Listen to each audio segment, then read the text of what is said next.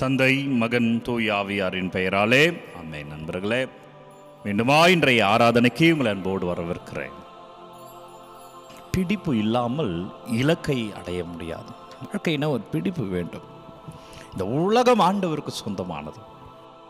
எனவே இந்த உலகத்திலே ஒரு பிடிமானத்தோடு நாம் செயல்படுகிற பொழுது அபிஷேகம் வல்லமை. அன்பர்களே, ஒரு ஊர் பக்கத்து ஊரோட சண்டை. பக்கத்து ஊர் மலை மேலே இருக்கிறது, இந்த ஊர் மலை கீழே இருக்கிறது. எப்பொழுதுமே ஓயாத சண்டை. இரண்டு ஊர்க்காரர்களும் சண்டை போட்டு கொண்டே இருந்தார்களாம்.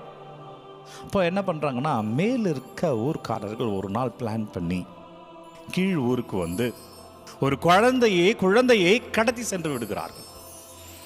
இதை அறிந்த உடனே அந்த ஊருக்கு ஒரே பிரச்சனை, அழுகிறார்கள். இந்த தாய் பதறுகிறார், என்ன செய்யறதுன்னு தெரியல.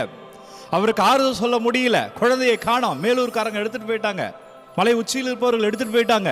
குழந்தையை கடத்தி சென்று விட்டார்கள். ஊர்க்கூட்டம் போடுகிறார்கள். என்ன பண்ணலாம்? ஊர்க்கூட்டம் போடுகிற பொழுது ஒரு முடிவு எடுக்கிறாங்க. சரி, மேலே போய் எப்படியாவது குழந்தையை மீட்டு வர வேண்டும் என்று முடிவு எடுக்கிறார்கள். அதற்காக ஒரு கூட்டத்தை, ஒரு குழுவினரை ஏற்பாடு செய்கிறாங்க. இப்போ இந்த குழுவினர் மலை மேலே ஏற ஆரம்பிக்கிறார்கள். ஆனால் அவருக்கு மலை பயிற்சி கிடையாது, ஏறிய பழக்கம் கிடையாது, பயிற்சி கிடையாது. ரொம்ப கஷ்டப்பட்டு ஏறுறாங்க. அவங்களால ஏற முடியல. ஒரு 5 நாள் கழித்து கொஞ்சம் தூரம் போயிருக்கிறாங்க. 10 நாள் ஆகிறது. பாதி தூரம் கூட செல்லவில்லை. மலைத்து போய் விடுகிறார்கள், களைத்து போய் விடுகிறார்கள். உடலில் வலுவில்லாமல் இருக்கிறது. அங்கே ஒரு கூடாரம் அமைத்து கொஞ்சம் தங்கலாம் அப்படின்னு முடிவு எடுக்கிறாங்க.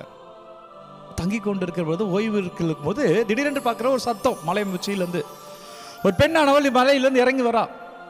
அப்ப கேட்குறாங்க, நீ எப்படியம்மா மேலே சென்றாய்? நீ யார்? நீ பார்த்தா எந்த ஒரு தாய் தன் குழந்தையை தொலைத்தாலோ, தன் குழந்தையை கடத்தி சென்றார்களோ, அந்த தாய் மேலிருந்து குழந்தையை எடுத்து வருகிறார். அந்த தாய் சொல்றாங்க, நான் போய் நானே என் குழந்தையை மீட்டு எடுத்துட்டு வந்துட்டேன். நீ எப்படி ஏறின? எங்களால முடியலையே, நாங்கள் களைத்து போயிட்டோமே. அப்போ அந்த அம்மா சொன்னாங்களாம், ஏன்னா உங்க குழந்தை இல்லை, அதான் உங்களால முடியல. அது என்னுடைய குழந்தை, எனவே நான் போனேன். நண்பர்களே, வாழ்க்கை உங்களுடையது. இந்த உலகம் ஆண்டவருக்கு சொந்தமானதான். ஆனால் இந்த சொந்தத்தை நமக்கு பங்கிட்டு ஆண்டவர் தந்திருக்கிறார். எனவே இந்த வாழ்க்கை நம்முடையது. வாழுங்கள், பிடிமானத்தோடு வாழுங்கள், ஒரு பிடிப்போடு வாழுங்கள். அதுதான் இன்றைக்கு நற்செய்தியில பார்க்கிறோம். இன்றைக்கு நற்செய்தியில ஆண்டவர் இயேசுவை குறை சொல்வதற்காகவே இருக்கிறார்கள். ஆனால் இயேசு ஒரு பிடிப்போடு இருப்பதால் அதை வென்றெடுக்கிறார். ஏன் சீடர்கள் ஓய்வு நாளை மீறுகிறார்கள்?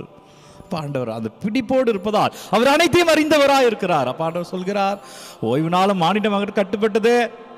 ஓய்வு நாளிலே அவர்கள் நடந்து வந்து கொண்டிருக்கிறார்கள், கதிர்களை கொய்து உண்ண ஆரம்பிக்கிறார்கள்.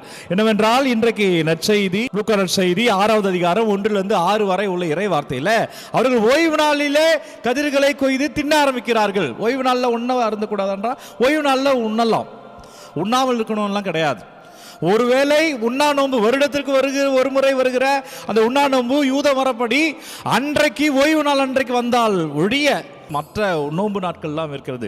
அந்த நோன்பு நாட்கள் ஓய்வு நாளில் வந்தால் அதை அடுத்த நாள் நோன்பாக கொண்டாட வேண்டுமே தவிர, வருடத்துக்கு ஒரு முறை வருகிற நோன்பு நாள் ஓய்வு நாளில் வந்தால் மட்டுமே அவர்கள் உணவு அருந்த மாட்டார்கள். இல்லை என்றால் அவர்கள் உணவு அருந்துவார்கள். எனவே இயேசுவின் சீடர்கள் உணவு அருந்தியதில் தவறு இல்லை என்பதை அறிந்தவராய் அந்த சொல்லுகிறார், மானிட மகனும் ஓய்வு நாளும் மானிட மகனுக்கு கட்டுப்பட்டது. எனவே ஆண்டவர் சொல்லுகிறார், ஓய்வு நாள் மானிட மகனுக்கு கட்டுப்பட்டது. ஓய்வு நாள் பற்றிய தெளிவு இல்லை, ஒரு பிடிமானம் இல்லை. எனவே இயேசுவினிடம் விவாதிக்க முடியவில்லை. அவர் சட்டத்தை வைத்து, யூத சட்டத்தை வைத்தே அவர்களை வென்றெடுத்தார். காரணம் பிடிமானம்.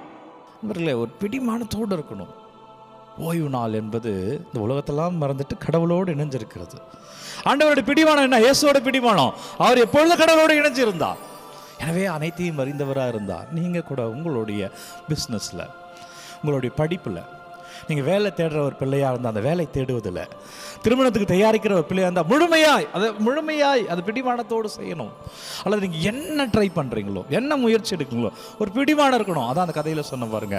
அந்த அம்மா சொல்லுது, உங்களால் ஏற முடியல, ஏன்னா அது உங்கள் குழந்தை இல்லை, அது ஏன் குழந்தை, எனவே நான் ஏறி சென்றேன். நண்பர்களே, நீங்கள் கூட உங்கள் வாழ்க்கையில ஏறி செல்ல முடியும், வெற்றியை நோக்கி ஏறி செல்ல முடியும். உங்களுடைய பொருளாதார நெருக்கடியிலிருந்து பணத்தை நோக்கி ஏறி செல்ல முடியும். உங்களுடைய வாழ்வியல் போராட்டத்திலிருந்து உங்களால் ஏறி செல்ல முடியும். ஒரு பிடிமானம் இருக்க வேண்டும், அதில் முழு ஆர்வம் கொண்டு இருக்க வேண்டும். அதில் முழு பற்று கொண்டிருக்க வேண்டும். அதில் நம்மளுடைய முழு உடல் உழைப்பை நம்ம வைத்திருக்க வேண்டும். அதற்காக ஓயாத உழைக்க வேண்டும். அந்த பிள்ளைகள் வெற்றியை தான் காண்பாங்க. வரலாற்றில் ஜெயிச்சவங்கெல்லாம் பாருங்கள், அவர்கள் எல்லார் வாழ்விலுமே இந்த பிடிமானமானது இருக்கும், அந்த பற்றானது இருக்கும். எனவே இந்த ஆராதனையில் அப்பா அந்த பற்று கொடுங்க.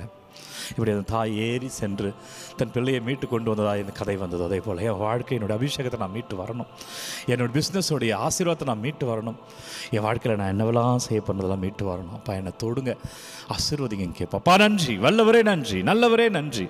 ஒவ்வொரு பிள்ளைகளுக்காக ஜெபிக்கிறேன், அவர்களுடைய தேவைகளை எல்லாம் பாதத்தில் வைக்கிறேன். எனவே வாழ்க்கையில் நாங்கள் தைரியமாக ஓடக்கூடிய ஆசீர்வாதத்தை நீ தருவீராக, வல்லமையோடு நாங்கள் நிற்கக்கூடிய கிருபையை நீ தருவீராக. ஜெபிக்கிற ஒவ்வொரு பிள்ளைகளுமே ஆசீர்வாதத்தை பெற்றுக்கொள்வார்களாக. செய்கிற தொழிலை இன்னும் ஆர்வம், இதை தேடி ஓடுகிறார்கள், இன்னும் ஆர்வத்தோடு இருக்க எங்களை தொடுங்க, எங்களை வழி நடத்துங்க. பிள்ளைகள் என்னவெல்லாம் விண்ணப்பங்களை அனுப்புகிறாங்களோ ஒவ்வொரு விண்ணப்பங்களையும் ஆண்டவர் பாதத்தில் வைக்கிறேன்.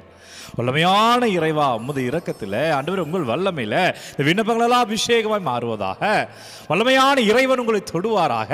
ஆண்டவர் இயேசுசாமியின் பெயரில் ஆசீர்வாதமாய் வாழ்வீர்களாக. எனவே அன்பர்களே, பற்றோடு இருங்கள். நீங்கள் என்ன செய்கிறீர்களோ அது உறுதியோடு இருங்கள்.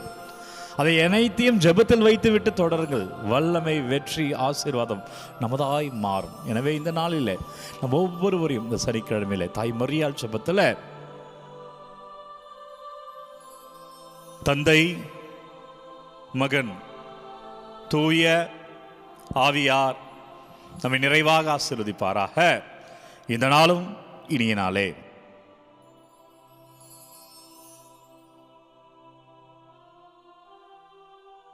அன்பர்களே, ஒவ்வொரு நாளும் விடியற் காலை 3 மணிக்கு இந்த ஆராதனை வழங்கி கொண்டிருக்கிறேன். யாருக்கு தேவைன்னு நினைக்கிறீங்களோ அவங்களோட பகிர்ந்து கொள்ளுங்க. God bless you. Take care.